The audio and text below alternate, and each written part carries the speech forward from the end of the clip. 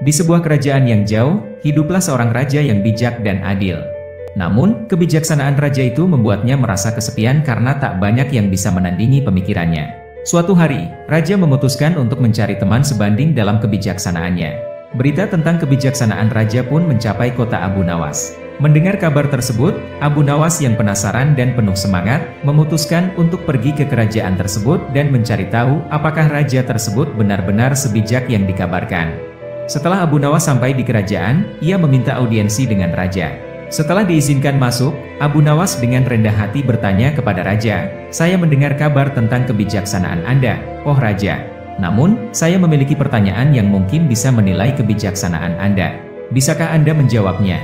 Raja setuju, dan Abu Nawas pun bertanya, "Oh raja, apa yang bisa membuat Anda bahagia dan sedih pada saat yang sama?"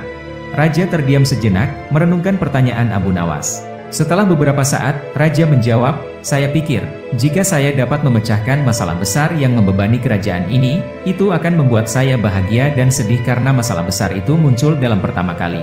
Abu Nawas tersenyum dan berkata, "Raja, jawaban Anda menunjukkan kebijaksanaan yang luar biasa.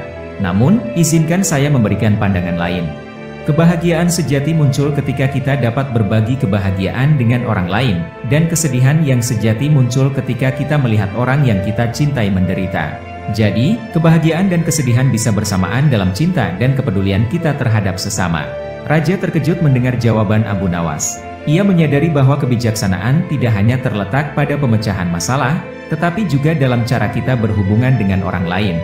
Raja dan Abu Nawas kemudian menjadi teman baik, saling berbagi kebijaksanaan dan kebahagiaan dalam melayani kerajaan dan rakyatnya. Kisah ini mengajarkan bahwa kebijaksanaan sejati tidak hanya terletak pada pemikiran yang kompleks, tetapi juga pada pemahaman tentang nilai-nilai kehidupan dan hubungan sosial. Abu Nawas, dengan sederhana, mengingatkan bahwa kebahagiaan sejati bisa ditemukan dalam kasih sayang dan perhatian terhadap sesama.